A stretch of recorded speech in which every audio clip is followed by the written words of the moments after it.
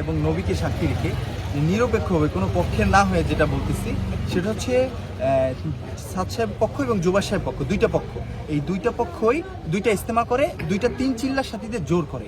বিশ্ব ইজতেমার আগে তিন চিল্লার সাথীদের জোরটা এই জন্য করে, তিন চিল্লার সাথীদেরকে একত্রিত করে যে বিশ্ব ইজতেমাটা যাতে সুন্দর হয় এর জন্য তাদের একটা অ্যাটেনশন আনে। প্রায় 5 দিনে এটা কোরআন হাদিসের আলোচনা হয়। যদিও এই জোরটা কি হবে, জোরে কোরআন হাদিসের আলোচনা হবে, এখানে কোনো অন্য কিছু হবে না। আরেকটা গুরুত্বপূর্ণ তথ্য হচ্ছে এই তাবলিগ জামাতের ভিতরে নিয়ে আমি পুরো গবেষণা করে দেখছি, তাবলিগ জামাতের ভিতরে কোনো রাজনীতি নাই, তাবলিগ জামাতের ভিতরে কোনো চান্দা ধান্দা মিছিল মিটিং কোনো কিছু নাই। এরা শুধুমাত্র মানুষের কাছে কাছে যে দিনের দাওয়াত দেয়া, সাংবাদিকদের দাওয়াত দেয়া, ডাক্তার ইঞ্জিনিয়ারদের দাওয়াত দেয়া, এদের উদ্দেশ্য একটাই।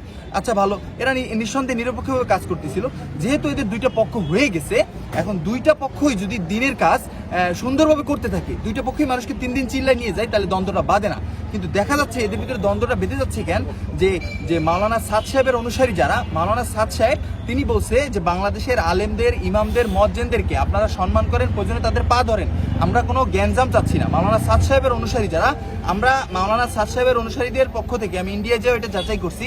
মাওলানা সাদ সাহেব মূলত কি বলে, আমি নিরপেক্ষভাবে, আমি জালনা নিজামের সাথেও আমি পিআইবিতে ক্লাসও করছি, এই জন্য আমি নিরপেক্ষভাবে কোরআন হাদিসকে সামনে রেখেছি, যেহেতু আমি কোনো পক্ষের না, এই জন্য কিন্তু নিরপেক্ষভাবে আমি যেটা পাইছি যে আপনার যে মাওলানা সাদ মূলত উনি নত হইতে চাচ্ছেন, হ্যাঁ, যে অনেকে মালয়েশিয়া, সাউথ আফ্রিকা, ওনাকে অন্যান্য দেশে স্কলাররা খুব সম্মান করে, মানে উনি মাওলানা সাদ হচ্ছে ষড়যন্ত্রের শিকার, মাওলানা সাদ বয়ানে কিছু ভুল কথা বলছে এইটা সবাই বলে, কিন্তু আসলে উনি ভুল বলে নাই, এটা চক্রান্ত করে ইহুদিদের একটা চক্র ইন্টারনেটে ওনার নামে কিছু ভুল কথা লিখে দিছে যাতে এই দুইটা পক্ষে জ্ঞানজাম বেঁধে যায়। আর এখানে তৃতীয় পক্ষ এখানে কাজ করতেছে আমাদের সরকারকে, সাংবাদিকদেরকে, আর্মিদেরকে মানে হেনস্থা করার জন্য এখানে তৃতীয় পক্ষ কাজ করতেছে। আর তৃতীয় পক্ষটা বেশিরভাগ জুবায়ের সাহেবের পক্ষদেরকে উস্কায় দিচ্ছে, আর তারা সহজ সরল মানুষ, জুবায়ের সাহেবের ভাইরা সহজ সরল মানুষ, ওরা বুঝতেছে না, ওরা উস্কে সাদ সাহেবের উপরে একটা হামলা করতেছে, কিন্তু জুবায়ের সাহেবের ভাইরা এটা বুঝতেছে না যেটা ইহুদিদের চক্রান্ত।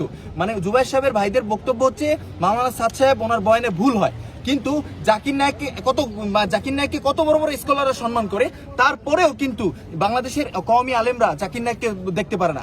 আচ্ছা, এরপরে আপনার আরো বড় বড় কিছু স্কলার আছে বাংলাদেশের কওমি আলেমরা দেখতে পারে না, অথচ বিদেশের স্কলাররা পছন্দ করে। ঠিক তেমনি মাওলানা সাদ সাহেবকে ভাই আপনাদের পা ধরে বলে আমি আপনাদের কাছে নিরপেক্ষ সত্য দিচ্ছি, বাংলাদেশ বিশ্বের অনেক দেশে মাওলানা সাদকে ভাই পছন্দ করে, উনি নত হয়েছে, মাপ চাইছে, যে আমি কোনো চাই না। আর বিশ্ব ইজতেমার যারা সাদ সাহেবের প্রতিনিধি আছে তাদের কাছে বলছে প্রয়োজনে জুবায়ের গ্রুপের কাছে পা ধরে অনুরোধ করতেছি, আমরা কোনো জ্ঞানজাম চাচ্ছি না।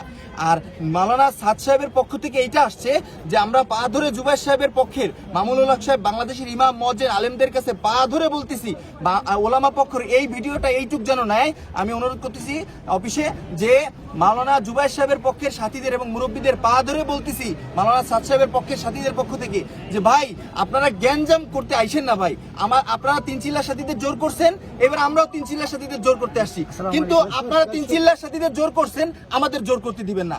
মূল বিষয়টা হচ্ছে এটা, মানে তারা ইস্তেমা